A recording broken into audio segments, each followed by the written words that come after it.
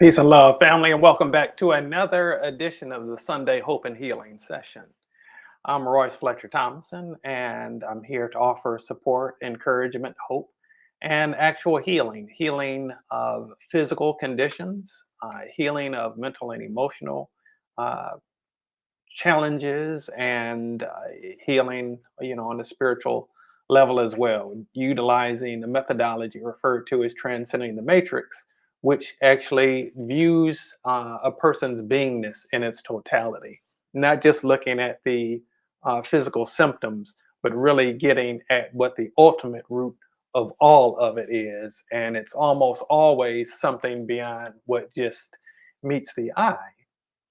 And so I've been utilizing this methodology for over 20 years now and had been doing healing for a while before that and have been blessed to see a lot of what the medical industry would refer to as medical miracles as a result, and seeing things from broken bones healed, cancer removed, all types of situations. People being able to get homes, and certainly, most certainly, the elimination of physical pain, regardless of what the cause of that pain has been, even with people who've been enduring that pain for decades. And I'm very blessed and very deeply thankful that I get to be a vessel of healing in this manner. I maintain, first and foremost, that God is the healer. I get to be a vessel of that healing, which you, by the way, can be also. And love is the tool through which that is made possible. So that's my story, and I'm sticking to it. And again, just sending a bunch of love out your way to everybody who's here. We always love to see who's with us. So if you would, just say a quick hello, Curly Conscious King. Greetings to you and to everybody else who may be tuning in either now or later. Bountiful, bright blessings to you. Hope that a lot of good things may unfold for you and manifest in your life. Okay, so today's topic, if you will, is healing ancestral trauma. Healing ancestral trauma. And why is ancestral trauma significant? I actually reposted something on social media earlier this week dealing with the ancestors and trauma and the relationship between our trauma and ancestral trauma. And there are a couple of different comments that were made. I remember one person in particular mentioned that they could sense that their ancestors were helping to heal their trauma, supporting them and healing that trauma. And my mind goes back real quickly. In essentially every indigenous culture in the world, uh, there is an honoring and a valuing of the ancestors, an honoring and valuing of the ancestors. To a fair degree in the Western world today, we don't necessarily honor those traditions in the same way. We tend to be a little focused a little bit differently. I'll just put it that way. And so, a reality that whether we consciously recognize it or not, a reality that uh, is really showing up in multiple areas of our lives is that where we are, there's relationship between where we are today and that which was going on with our ancestors. I say a lot of times I stand on the shoulders of the prayers of my ancestors who left the planet long before I was conceived, right? There were things that they did that I get to now enjoy, sacrifices they made that I now get to enjoy. There are things that they never got to see the fruit of in their lifetime that I get to enjoy in my lifetime, right? Similarly, there are things that they weren't able to quite work out in their lifetime that I have the honor and the privilege of being able to work out in my lifetime, even on their behalf, right? And so, a reality of how life ends up manifesting, and I've seen this happen in healings a bunch of times, where a person could be experiencing something, whether in their physical body showing up as some kind of physical issue, or in terms of life situations, the way that they may unfold or unravel, even, right? And so I am a minister, and there are certainly one of the things that stood out to me in the Bible, and I had been on this journey for a while. But one of the things that stood out in me in to me in the Bible as it related to healing were two words where Yeshua or Jesus would do a healing on someone. And it said these words that really stood out for me. And those two words were and immediately. And immediately. And I value that. I remember I would go to different churches, different denominational backgrounds, and so forth. And I was blessed to be able to have different experiences in different places. And in some churches, they talk about healing. They talk about a healing happen. And I remember I would get excited. I was like, okay, let's see the healing. What are they doing? What are they tapped into? How are they tapping in order for the healing to be made manifest? What's going to be healed? What's the process that they're going through? How are they leading or guiding the person through this healing process? It wouldn't necessarily always show up that way, but I know I would always feel really eager about that, right? And so as time would go on and I would be exposed to different things, I became familiarized with different healing modalities. Uh, and I've been blessed to know of many, know many healers and know of uh, many, many different healing modalities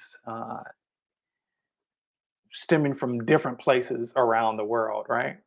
A lot of different places around the world, some that are well known, some maybe not quite as well known, maybe some a little bit more obscure.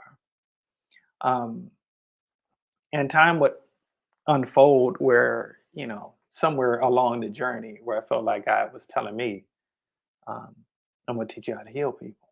And then that ended up unfolding. I'll get more into that story. I've shared that story in other broadcasts. I'm sure I'll share it in subsequent ones as well. I won't be going into that too deeply on today. But getting back to what I was saying earlier about being a minister, so I certainly do have a scriptural standpoint, and one of the things that is written in the scriptures of the Bible is that the sins of one generation can be passed down to subsequent generations, right? In terms of talking about the healer that Jesus was when he was walking the earth, and I say still so today, but the healer that he was when he was walking the earth. I told you two words that stood out to me. Uh, when he'd be doing a healing, he would say, and immediately the person got up and walked, and immediately this issue was resolved. And that stood out as very, very, very powerful for me in terms of bypassing the requirements of time and immediately. And another thing that stood out um, that he would often say in doing the healing on people is he would say, after doing the healing, he would say, now go and sin no more, right? And so humans today get caught up in sin from a standpoint of judgment and shame. And really, I don't think that that's the point that we should get hung up on. What it really is speaking to is that we all miss the mark. It's really an archery term for missing the mark. And yes, there are ways in which we all miss the mark. There are ways that we just don't get it right all of the time. There are ways in which our mind is not necessarily aligned with the mind of God, although we were made in the image and after the likeness of God, which is to say, we're made of the same stuff as God, right? God who thought a thing, spoke a thing, and the thing came to be, right? That same thing exists within us. However, a lot of the things that we end up experiencing in our lives, a lot of things that end up being created in our lives are things that are created subconsciously, things that are created out of our pain, out of our trauma, out of our misalignment, or as it would be written, out of from a standpoint of sin, which again, I wanted to kind of demystify that word, is to say it's simply missing the mark. And so, how do we get back on the mark? That's the question, right? So, at any rate, there are issues that each generation can gather in the course of our lifetime, ways where we miss the mark. Okay, and so where sin is missing the mark, our goal is to hit the mark, right? Hitting the mark is essentially just being in alignment with the mind of God, the will and the way of God, the purpose of God for our lives. And so, how we utilize our mind ends up manifesting in what we experience in our lives. We just don't really recognize that a lot of times, don't take responsibility for it all the time. But a reality is that if we can get our mindset right, if we can get our mindset right, that makes such a huge difference. Okay. And so there are different things that we might experience in our lifetime, different challenges, different pains, different judgments that we make about the things that are happening to us, around us, things that we perceive in the world. And then those thoughts, those memories, those experiences get stored within our body temple, within the cells of our body and different parts of our body, right? And those things end up, if we don't get them worked out internally within us, they end up manifesting as states of dis-ease. Okay, so it can show up as um, heart disease, it can show up as cancer, it can show up as high blood pressure, it can show up as gout, it can show up as TMJ, it can show up as a herniated disc, it can show up as a broken toe, it can show up as degenerated disc space in your spine, it can show up as uh, uh, improper functioning of the various systems of your body. It can show up as neurological disorders and mental health um, crises. It can show up in all of these different ways if we don't end up getting resolved. And I'm not saying this like we should blame ourselves and shame ourselves for it, because that's the very thing that ends up creating the problems in the first place. It's also not to say that we should just utterly disregard any areas where we might be missing the mark and just go through carelessly and hedonistically through life, because that's not the point either. And that creates uh, challenges as well that can also manifest in poor states of health and poor states of well-being, or a lack of well-being, right? And so at any rate, we have these situations where we experience these different things. We maybe don't process them right. We maybe um, tuck them away somewhere, don't want to deal with them. It ends up being unresolved, and it manifests in the body in some way. It may end up disturbing our emotional state, end up then making its way into the physical body, which the body is intended to be a messenger to speak to what it is that's going on inside of us on a deeper level. right? If we've got an issue that's going on in our body or in our body of affairs, it's speaking to the fact that there's something that's out of alignment that we need to bring back into what I'm going to say is right relationship with God. But ultimately, we need to bring back into a state of harmonium. All right, we need to bring back into its rightful context, and not be hindered by these things, right? And so, like I said, this stuff gets stored in the body, and then it gets passed down perhaps from one generation to another. And so, you know, this is the month of November. Today's November 5th. Happy Natal Day, Nikki.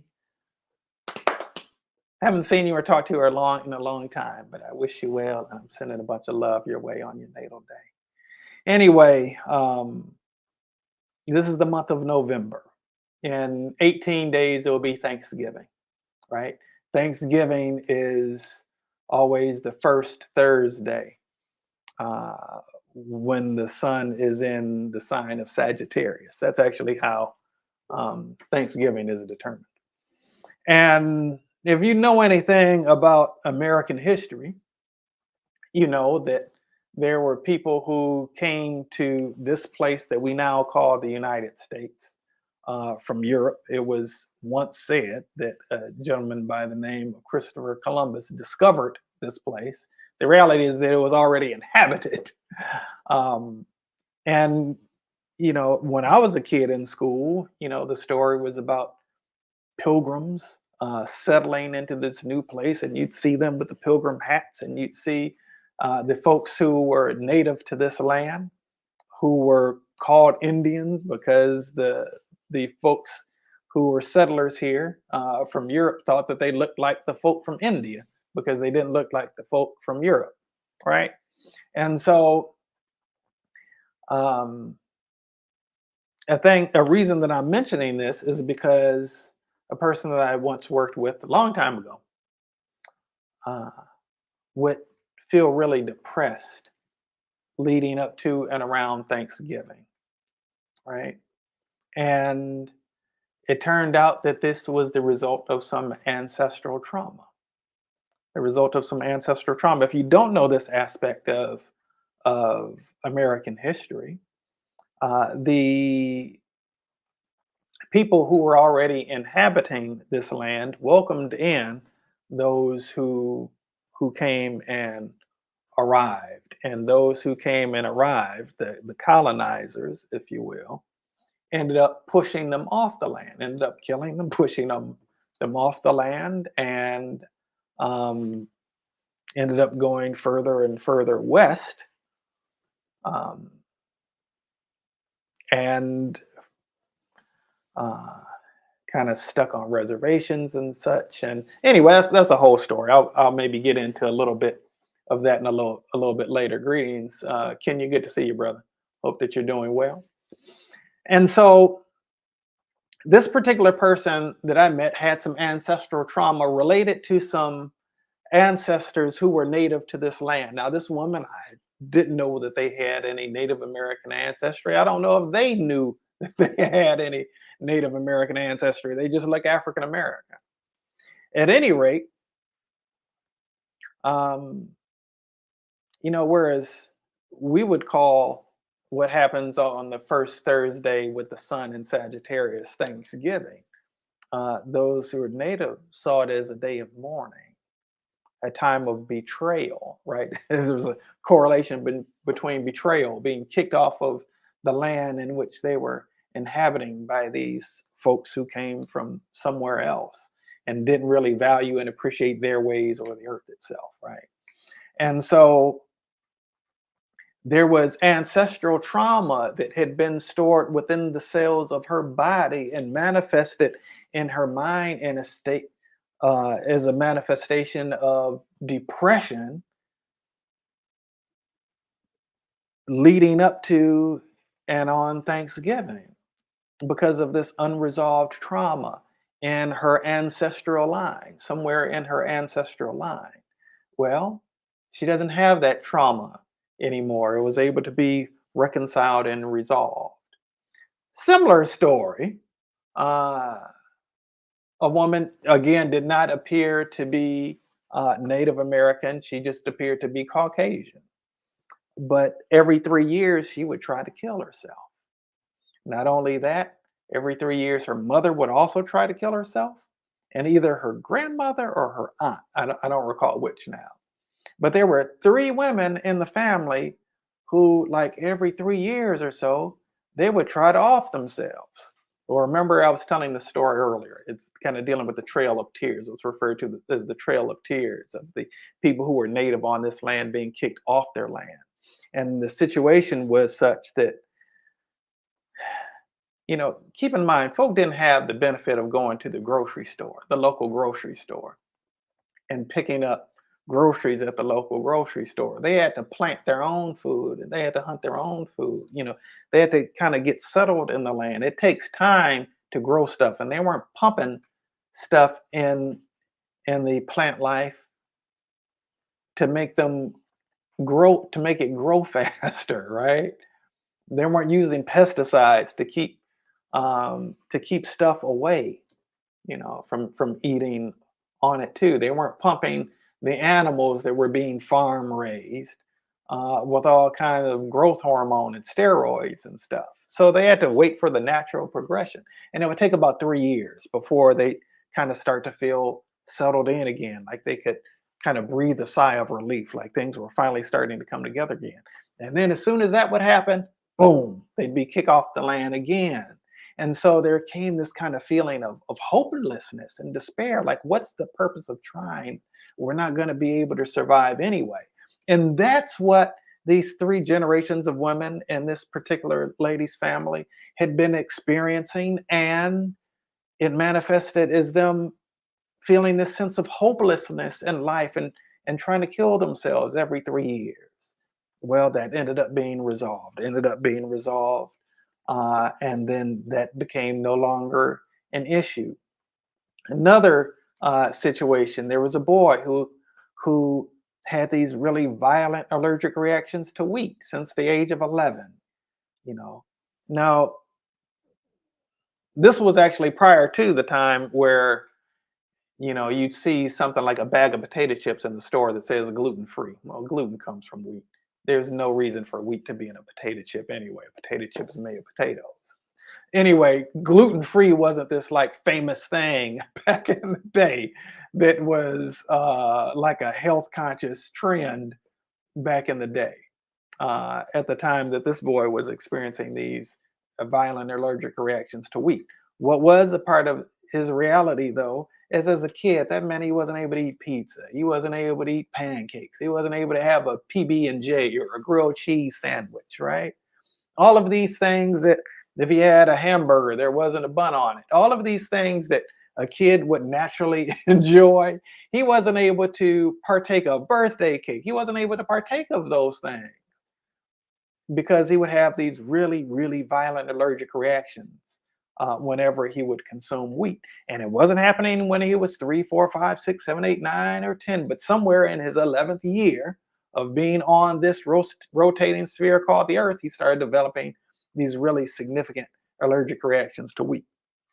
Well, it turned out that this boy's great, great, great grandfather had actually lived in Russia, and he had actually stolen away. He was a stowaway on a boat that came over to the United States when he was rather young. Okay, when he was still a kid, quite honestly, and he did that because he had been orphaned and he was just trying to survive. And the reason that he was orphaned is because he was in a wheat field, working in a wheat field, and the entire family was killed in the wheat field except him. And he was 11 years old when that happened. Now, this was several generations before this boy, right?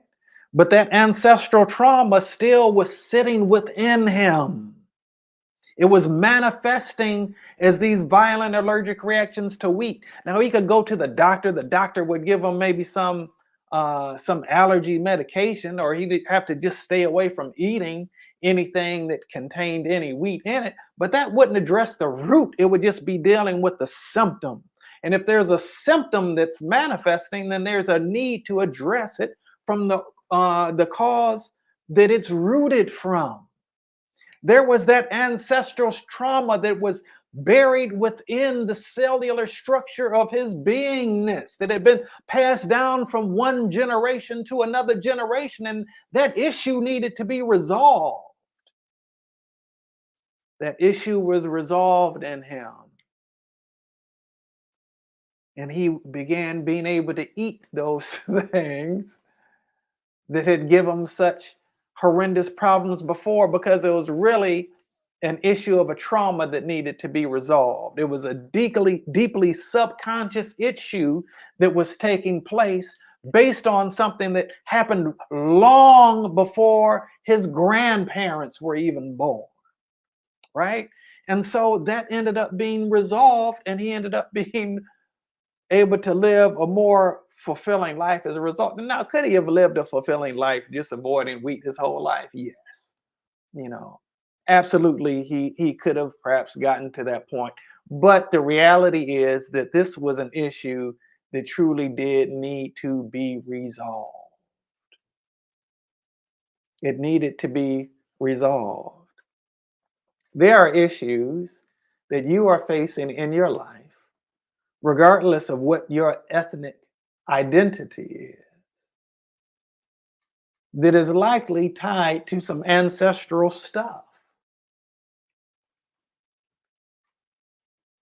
You've got some stuff going on that you may not have any idea why it's going on, and you may be resistant to some of the things that take place. You may have some anger that's going on, or you may be in some denial about some things based on whatever your individual life experience has been. You may have some anger, some rage, some grief, some unworthiness, some attitudes of superiority, some sense of entitlement. You may have some manifestation of diabetes, high blood pressure. You know, a lot of things that would be considered risk factors for various diseases based simply upon your ancestry. And yes, while some of those things are things related to diet and lifestyle, some of those things are related to stuff that's just been passed down, we can say in the gene pool, passed down in your DNA from one generation to another. But it would be hard to just consciously know that, to just automatically know that, right? So anyway, I was sharing some of that information, but the idea isn't just to share the information, but to do something about healing, to do something about healing it. Like I mentioned earlier, there was somebody who commented that their parents were, excuse me, that they could feel their ancestors who were supporting them in healing uh, the trauma that this person had experienced. And what I maintained, and I mentioned to this person that it may be that some of the trauma that you've experienced was unresolved trauma that they had undergone. And does that seem unfair? In a way, maybe it does. But also, you get to benefit from some things that they didn't get to benefit from. So we're all connected, and hopefully, you can heal some things or be healed of some things so that future generations won't have to experience those same things, right? So that future generations won't have to experience those same things. And really, it's all connected, and we're all connected, regardless of what our ethnic identity is, regardless of what our gender is, regardless of um, what our ideologies or our philosophies are. You know, we're still all connected, regardless of where we might be on any particular topic. We're still ultimately connected, and ultimately, we all want the same things. We want to experience a sense of fulfillment in life. We want to know that our loved ones are taken care of. We want to be able to have a sense of um, joy.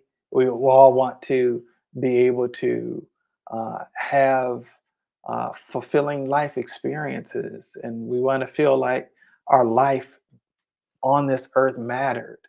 You know, we all want to feel valued, right? Regardless of what a person's age is, ethnicity, what language they speak, you know, how a person believes or how a person loves. These are all things that are really kind of a universal part of the human experience, right?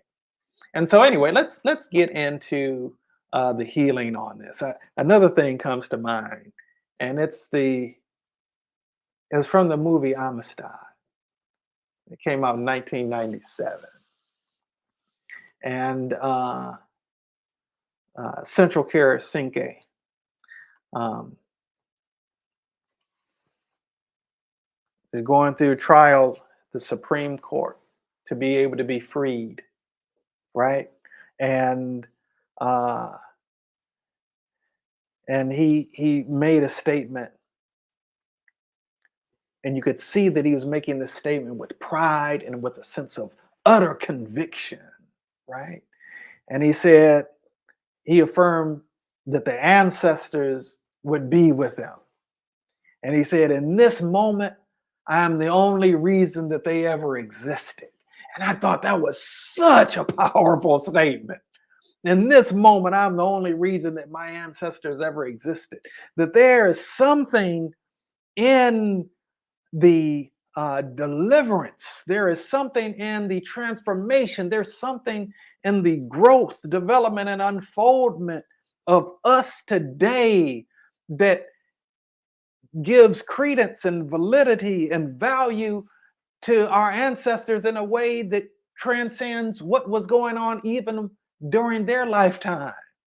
There's benefits that I get from the work of Harriet Tubman and Sojourner Truth and Marcus Garvey and Frederick Douglass, who none of those, as far as I know, are in my actual bloodline, but they're things that I get to experience based on what it is, who it was that they were, and what it was that they did, right? I'm using that as an example that's personal to me. But let's go ahead and get into the healing. And I'd like us to just lay um, lay before this altar of healing, if you will, whatever area in your life that you might have some concern about, whatever it could be a situation where you see these continuous patterns in your family lineage. Maybe it's a pattern of addiction. Maybe it's a pattern of financial trouble, struggle. Maybe it's a pattern of, and it maybe it's not even a pattern with your family, but something that's manifested in your life. It may have skipped a generation or two or three or a few, right? This boy had this situation from his great grandfather, right? Whatever situation might be challenging for you, or if there's somebody that you know and that you care about who you see going through a challenge, we're going to address some healing. I just ask that you hold them in your heart as we get into some of this healing here. The focus is going to be on healing ancestral trauma. Okay. And we're going to kind of hit this from a lot of different angles, but we're going to go in and we're going to offer some healing, and we just ask that you hold in your thoughts an area of life where you're experiencing maybe some blockages, where there may be a glass ceiling that you're having a hard time getting above. There may be a door that you're standing at the portal of but don't seem to be able to go through. Or maybe there's an area in your life where you make some progress but then you keep feeling knocked back. All right. It may be something manifesting in your physical health. It may be something manifesting as far as your mental health is concerned. It may be something that's manifesting in terms of life situations or relationships, um, things that may show up on your job, or whatever the case might be. I just ask that you hold that in your heart and in your mind right now. as well as anybody that you might care about, that you might want to see some things unfold for them, right? Or see them kind of freed of some things that uh, seem to be holding them back in their life. So I'm going to start with a prayer. God, I know you to be a healer. Through the union that we share through the power of your Holy Spirit and your pure love, I demonstrate you as a healer on the behalf of everybody who chooses to align with this healing right now, whether in the live broadcast or playback, and everyone who's held in consciousness, held in the heart of anyone who is checking this out, for the purpose of neutralizing and eliminating the root cause of all manifestations of ancestral trauma and all cumulative effects of the same in every strand of DNA, in every cell of everybody who is open to and in alignment with this healing, and transmuting that into and replacing it with a sense of freedom, a sense of fulfillment, a sense of deliverance and establishment of a new legacy, a legacy that brings bountiful, bright blessings. Thank you. Thank you, God, for this gift of your divine love in Shem Yeshua HaMashiach. Ashe and Amen. It is done. It is done. It is done. All right, so let's get into the healing. And if there's anybody that you feel could benefit from this, please share it with them so that they can benefit. If you want to, just if you don't feel like they appreciate the words that were being shared, just have them jump to about spot 39 or so in the video, 37, 38, 39 in the video where the healing actually starts. So let's get into the healing. And so I want to look at specifically in the context of the ancestors, maybe manifesting in our lifetime. But let's get to the root, the ancestral root of um, of family members being at odds with one another. Right now in the world, there is the war going on between the Israelis and the Palestinians. And what that all boils down to at its root was some family drama and some trauma and manifestations of that. Where one man who had a promise of children, of a multitude of children, got later on in life and he and his wife uh, started having some doubts. And his wife got the idea that uh, that her husband should just lay uh, with one of the people who was serving their household, and he had a child with that woman. And then after not too long, uh, his wife wasn't too pleased with it. There became a rift between the woman who was actually the mother of his child and the woman that he was married to, and that woman said, his wife said, listen, you got to make, she gave him an ultimatum essentially, and told him that he had to send his son and his son's mother away. And there have been feuds ever since then. So let's deal with this deep, deep, deep trauma. I'm holding in my heart trauma that's manifesting in war in the Middle East right now. Okay. And when I look at deep, deep, deep trauma within the family lineage, and this would apply to you, whatever situations in your family situation. You know, I've got this complexion of skin that I have um, because there were some situations where the person who was, or people who were held in slavery and people who were owning slaves had copulated, not necessarily willingly on the part of one of those parties. Um,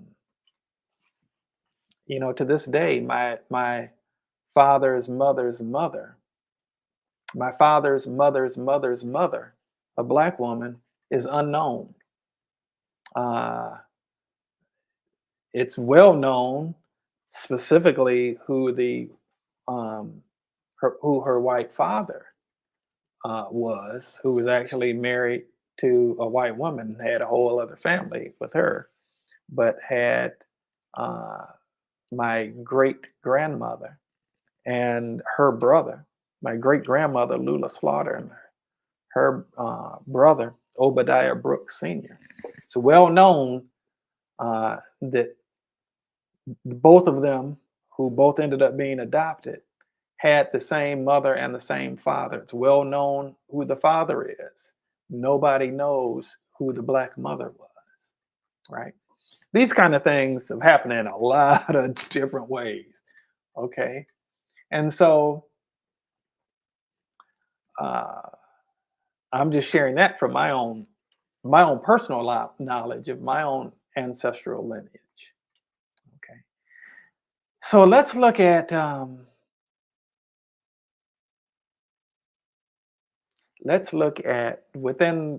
within ancestors. Let's look at ancestral trauma that may have been in connection with rape.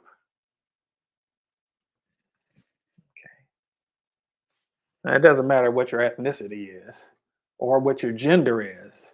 That trauma could be manifesting in your life, and it could show up in terms of how you relate to other people, right? Um, Particularly, not only in intimate relationships, but certainly in that area. But it could create a sense of distrust too, or it could contribute to a sense of distrust, which would actually draw other life experiences to your awareness that further contribute to that sense of distrust. All right. So let's look at, with respect to that, let's look at let's look at any deeply embedded sense of shame. Okay. And transmute that shame into feeling of restoration and redemption, feeling of damaged goods. By the way, did you know that Jesus had a prostitute in his family lineage? Just random piece of information I wanted to share. Not going to go into that or anything. All right, so let's look at also transmuting that shame into uh, self forgiveness, forgiveness, um, self acceptance, and self love. All right, let's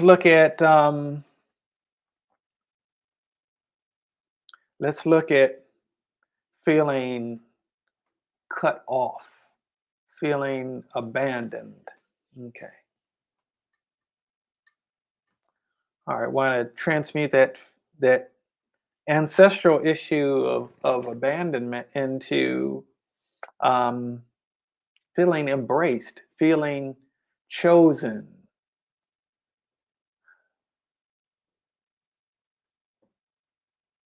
feeling embraced, feeling chosen. And let me go on record and say I'm a Christian minister. I want to own that. I, that doesn't necessarily make me think that any particular person on any religious side is just necessarily automatically right. Okay. Um, and you know, uh, I'm not knocking anybody in any religion based on their religion. It is kind of part of the collective consciousness, if you will, that that those who consider themselves Jews are considered to be the chosen people, right? Well, what does that say? Does it suggest that somebody else isn't chosen? The reality is that we all need to be and feel chosen, like somebody chose us. A couple weeks ago, there was doing a healing. There was somebody who there was an issue in the mother-daughter. There had been a history of uh, challenging relationships in the mother-daughter relationship, and the person actually ended up sharing that um, that it was found out that her grandmother was adopted, right? And so people who were not raised by their biological parents, regardless of what the reason, whether they were adopted, whether a parent just chose to not be present in their life, um, or whatever, or even died. There can be this sense of being abandoned. But for anybody who, one of the things I shared and that we worked on transmuting in that healing was that a person who's adopted could definitely feel abandoned. That's not uncommon. It's a very understandable feeling to have. But anybody who is adopted was also chosen, right? Was also chosen. And so uh, we put energy in the direction of feeling chosen. This was like generations back, right? And so let's uh, boost up that feeling in terms of the family lineage, ancestrally, feeling chosen. Now let's look at this thing of a sense of entitlement that's showing up. Some of these things may apply to you, some of these things may not apply to you. Some of these things may apply, some of these things you may be impacted by somebody else's sense of entitlement. Maybe not your ancestors directly, right? Okay, and so let's look at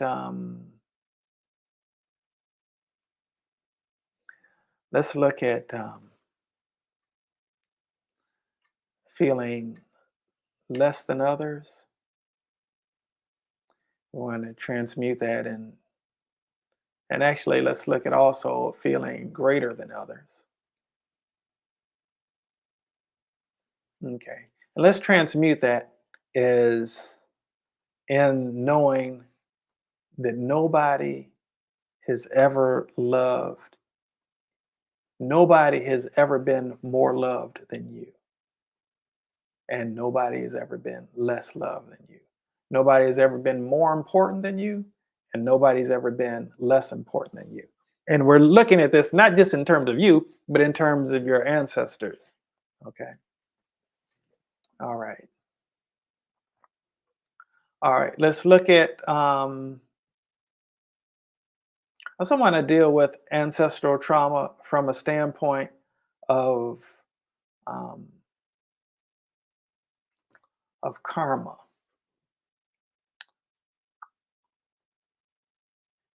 Trauma that you might experience in connection with ancestral karma, right?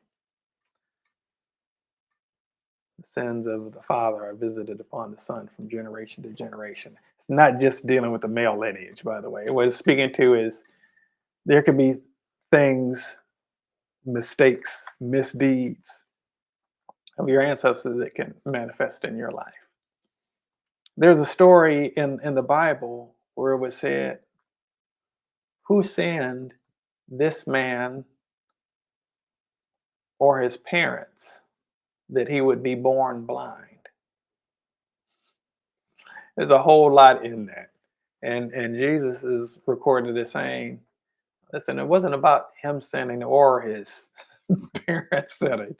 This happened, for God to be glorified. So the point that I feel like Jesus was making is don't get caught up in that aspect and trying to play the blame game, which was what a whole lot of his ministry was dealing with. Don't get caught up in playing the blame game. Let's utilize this as an opportunity to show the goodness and the power of God manifesting as healing this man who's been blind from birth, right? Thought it was interesting that they'd ask the question, who sinned, his parents or he himself, that he would be born blind? Think about it. Anyway, let's look at both real and imagined karma.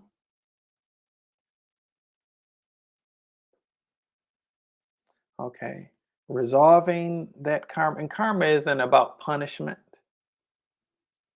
it's about a learning opportunity for us to be able to learn compassion and hopefully not take a long time to get that lesson, right?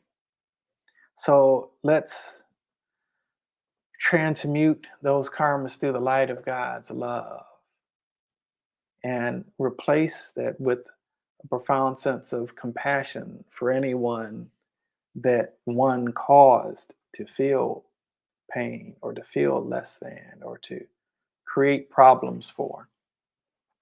And anyone in similar types of situations. Okay. Clear up any residuals that might be kind of hanging on where that's concerned. All right. All right. Another thing I want to look at. I want to look at ancestral trauma as it relates to uh, any sense of lack. Okay. Ancestral trauma dealing with the thought process that there wasn't enough, even the experience of there not being enough, right? I want to replace that and welcome into the place where you within your cellular structure, you within your beingness might hold any thoughts or feelings of lack in connection with those ancestral experiences. Welcome in the light of God's love and bountiful blessings from an unlimited storehouse. Now, see, let me tell you this thing of lack, it doesn't matter how much money a person has in their bank account or what kind of financial legacy a person's able to leave for their family. That sense of lack can be present in a billionaire, right? And frequently often is, which is why even those who might live a profoundly opulent lifestyle may have this sense of greed out of somehow an unresolved sense of lack, right? There are a lot of people in very so-called powerful positions um, who just seek to get more and more and more. Nothing is ever enough. There's this insatiable appetite for more that's rooted in a sense of lack. And it doesn't matter who they have to step on or who they have to hurt to get more, right? We see this happening in large industries. We see this happening with the ultra wealthy in many cases. Um, but that's tied to a sense of lack, which might be ancestrally rooted. So let's get to that. Let's address that. Going back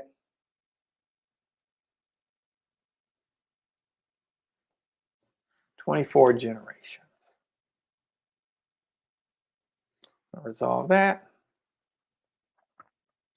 Bring restoration and a sense of plenty,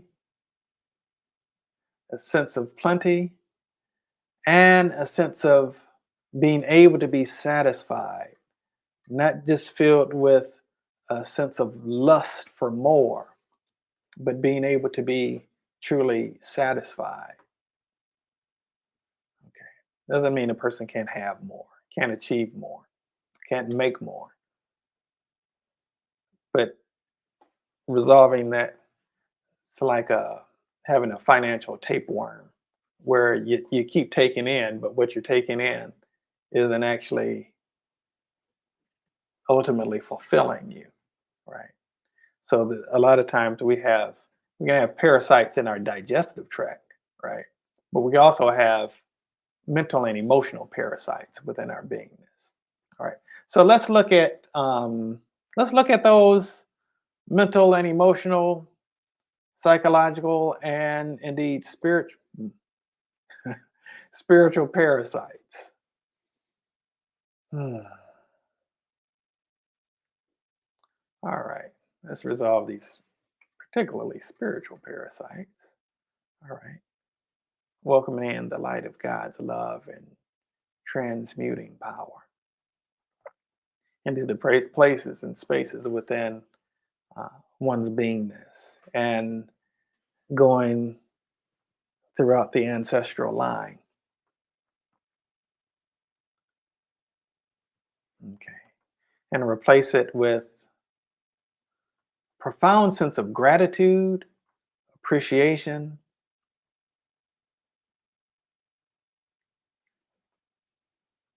fulfillment, and perspective that others having more doesn't mean that you have to miss out. Okay. And you getting more doesn't have to require others missing out. I don't know if I said that the same way or not. Okay. Now let's look at within uh, those of us who are here, catch the playback, those who are held in the heart of anybody who might be checking out the broadcast. Um, Resentment towards any ancestor. And let me not even say any ancestor. Let me look at resentment towards anybody in the family lineage, even somebody who might still be in the earth realm. To be an ancestor, to be considered an ancestor, you have to no longer be on the earth, right? But there might be people in your family lineage that there might be some unresolved things. So let's look at any resentment, any animosity, any discord in terms of your family lineage, any unresolved things, and particularly any unforgiveness. That's a big thing. Welcoming in the light of God's love to purify and radiate in those places where that darkness existed. So that there's just the grace and the love of God in that space.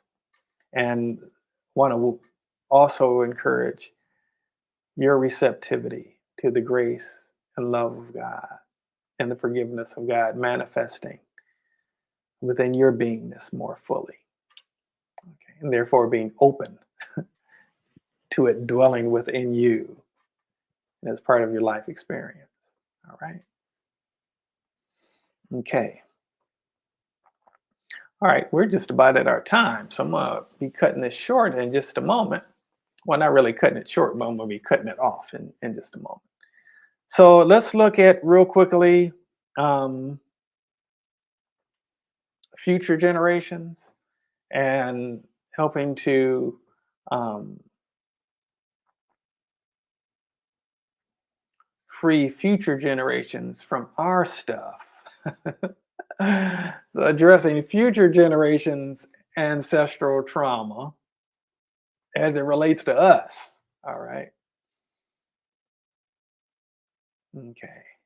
Want to go down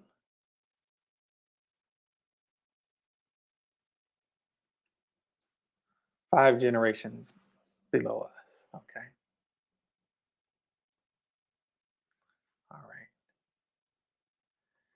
Okay. Now let's bring in um, the healing and the relationship of the entire family line, right? The entire family line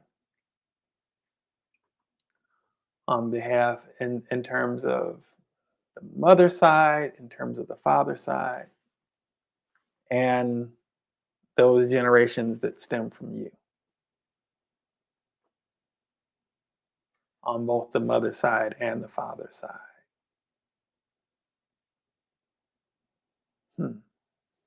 Actually, as you do that, visually, the way that would show up is a bunch of different X's and some Y's, which actually represent the chromosomes. The X and Y chromosomes, of which most of us have 23 pairs. XX in women, XY in men. Okay. All righty. Okay, so I want to look at this overall in terms of the ancestral discord with people of other tribes, of other groups, of other segments that there may have been discord with. It offers support to help resolve that.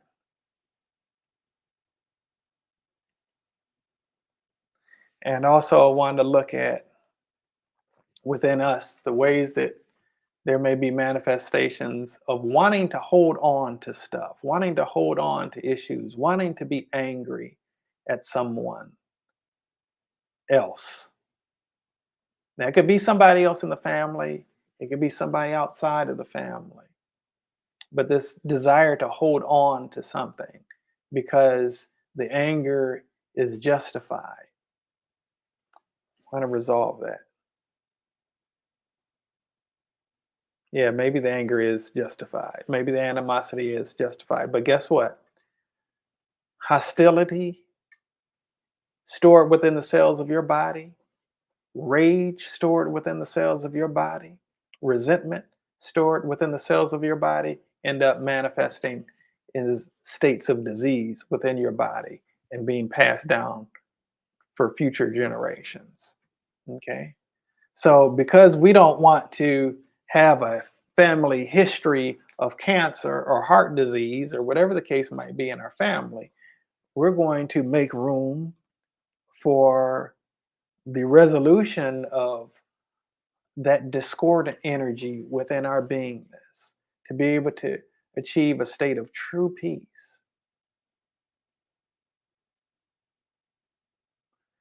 and creating a force field of love around our beingness, a filter of love around our beingness, so that only good can come to us, right? So the only light, only love can come to us. There's a affirmation that I got from a lady named Anita Murjani that says something like this: I only engage with those who are loving and appreciative towards me. Sometimes I'll add in respectful too. I only engage with those who are loving, appreciative, and respectful towards me, right? And you start seeing that some types of people end up falling off from your life, and you start having much more fulfilling experiences with people who value you more. Those are the people who you end up engaging with rather than something other than that, something contrary to that. So we want to create actually a force field of love around us so that love is all that comes our way. Loving energy is all that comes our way. Respectful energy is all that comes our way. Appreciative energy is all that comes our way. Right. And so we're clearing out um, all of that hostility, all that hostile energy coming towards us, and also from existing within us. Right. So we create a space within ourselves where we feel safe to operate in a state of total peace, total love, total harmony, and total grace. So, God, thank you so much for the healing that's taken place today, for the healing that's taken place intergenerationally, and how it manifests in us and future generations, not to mention how even our ancestors get freed up from the healing that we experience. Thank you, God, for this gift of your love, which you freely bestow upon us. May we continue to be vessels of your love, your grace, and your peace. Ashe and amen. All right. Beloveds, it's been wonderful being with you today. Always glad to be able to share. If you are at all interested in learning more about what it is that we do, or if you'd like to be able to do what it is that I do, um, it probably doesn't look like I'm doing anything but saying some stuff because you can't actually see what I'm actually doing. There's profound stuff that's actually taking place, though. If you'd like to become an initiate of transcending the matrix, so you want to be able to manifest healing in your own life and the healing of other people, if you want to be able to help free up things for your loved ones or people that you might encounter, if you're in some type of helping profession and you want to be able to access additional and powerful tools to be able to support other people in service work that you might engage in, if you've got some challenges in your own life, health challenges or just other areas in your life where you'd like to see um, further growth, opening of new doors of opportunity, then you may want to take advantage of the opportunity to get involved in this training and transcending the matrix.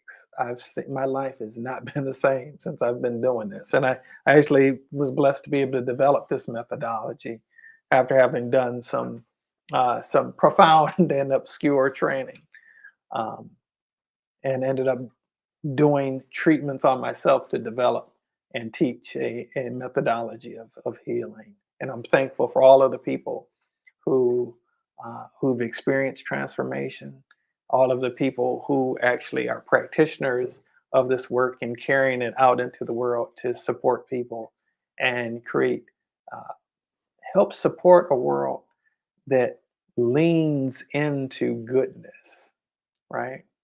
Because truly we are here to promote healing on a much larger scale, right? We want to promote healing on a much larger scale. We're here to actually be vessels of love and vessels of light and vessels of healing, right? On what I maintain is, in a bigger sense, a peace mission. Anyway, if you have any interest in that, feel free to reach out to me on either Facebook or Instagram at Royce Fletcher Thomason or on Instagram at Transcending the Matrix. If you're not already following us on YouTube, I encourage you to do so at Matrix Healing. That's all one word, Matrix Healing. Uh, and not only subscribe, but hit the notification bell so you can know when we're broadcasting or when we're putting new content out there. And we really want to, and if you would like it and comment on what we've going on, not simply on the live, but after the broadcast is played. That actually helps to boost us in the organic algorithm, which helps this message of love and this message of light and this message of healing to be able to reach more people. The more I believe the more people are reached by this, the less drama and chaos we have to go through because there are more people operating out of a state of wholeness. You know, as a Course in Miracles says, when we are healed, we are not healed alone. The more we're healed, the more we're able to operate from a healed and whole space and interacting with other people. And the less likely we are to create and stir up drama that's going to end up impacting us as well. But to the contrary, we're able to actually bring about healing in other people by the way that we respond to them as a function of not just being triggered and operating out of our egoic self, right? Anyway, if you've been blessed by this, please pass it on. If you should feel inclined to contribute to what it is that we're doing, we certainly welcome that as well. You can do so at Cash App at Royce F. Thomason. We certainly welcome that, and we pray bountiful, bright blessings upon you if that's something that you choose to do. Well, that wraps us up for today's Sunday Hope and Healing session on healing ancestral trauma. I pray bountiful, bright blessings upon you as we endeavor to enter into the sustainable state of supreme satisfaction. And until next time, I send you forth with peace and love.